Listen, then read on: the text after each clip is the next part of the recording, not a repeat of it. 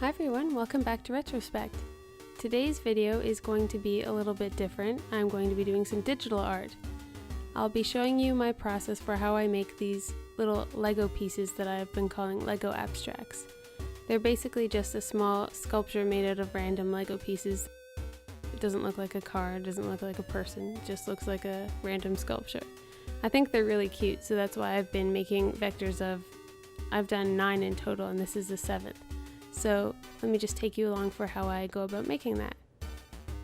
So I just map out all the flat shapes to start off with, and there you have all the flat colors. And then I'll go and do each brick by itself so that I work in stages. The second stage is to create a dark outline of all the facets of the Lego brick and then fill in the shadowed areas.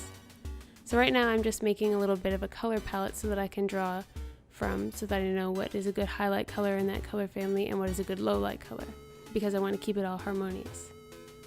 And now I'm moving on to the next piece, and it'll be the same process, except this piece has more shadows to it, so I like to sort of map them out in a flat way, and then I move them below the stroke so that it looks nice and tidy, and then I'm going to go and use the ellipse tool to make the top of the Lego dot, and then back to the pen tool for the edges. And what's really great about Illustrator is that once I finish this shape, I can group it all together and then I can drag it and duplicate it so that I don't have to make 4 different dots for this one particular brick. I can just make it once and then edit it as I need to.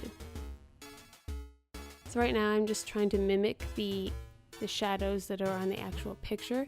So that's why you'll see me hiding the layers a lot, so that I can refer back to the original picture to see, what parts of this brick are highlighted and which parts are in shadow and which parts are shiny. So it's really useful to have that reference picture handy underneath that I can just keep coming back to. And for some of it I do take a bit of artistic liberty just to make sure that it looks a bit more easy to read as a vector, because this is a very simplified art form. It's not going to have all the detail that the picture does, so that's why I like to just sort of edit it myself to make sure that it'll look good. And here you see I've just duplicated the dots again, very handy. And I'm just going to tweak the shadows because this one is in the background a bit more, so it won't be as lighted as the front one is. And now to move on to the blue shape, this is another fairly simple shape, and you'll see that I'll be able to copy the dot from the green brick and bring it up to the blue one and just tweak the colors a little bit, and it works. So that's really handy. As long as things are in the same perspective angle, it's really easy to just copy them and drag them over. You'll see these little color swatches I have beside are really handy, and they're not always perfect, so sometimes I like to go back after the fact and tweak colors, but even just for creating it right now as I'm going on the fly, it's really good to have them to call on so that I know which areas at least should be darker or lighter than the others.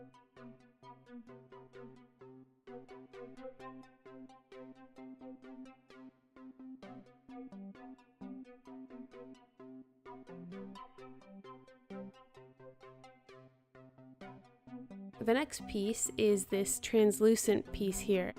So I started off with my usual approach. I just blocked out all the dark areas and all the light areas, but then it struck me that I can use the opacity layer, or I can tweak the level of opacity that each path has so that it doesn't look fully opaque.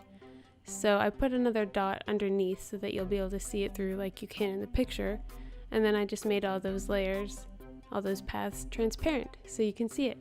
Once I finish the piece, you'll be able to see it better because I'm kind of working quickly here, and this video is sped up rather a lot because it took me almost 2 and a bit hours to do this full piece here. I don't know why it takes me so long. I mean, it's fairly simple, but I do get caught up in the little details.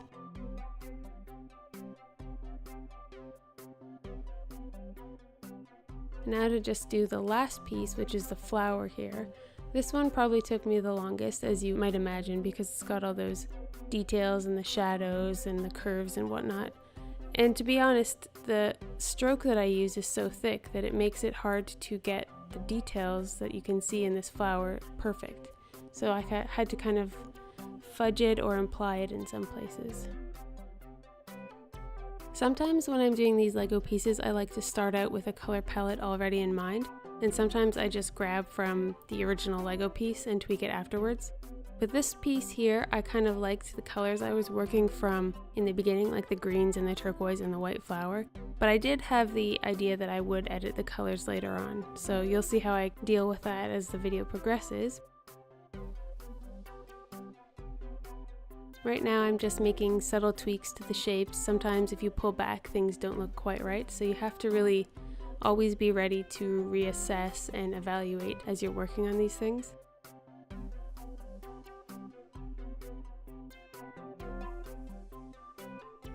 I'm going to go in and add some made-up highlights just so that the pieces look a bit more dimensional and a bit more interesting, because that one edge there would have just been all flat otherwise. So sometimes I like to just take a little bit more license and change it up a bit.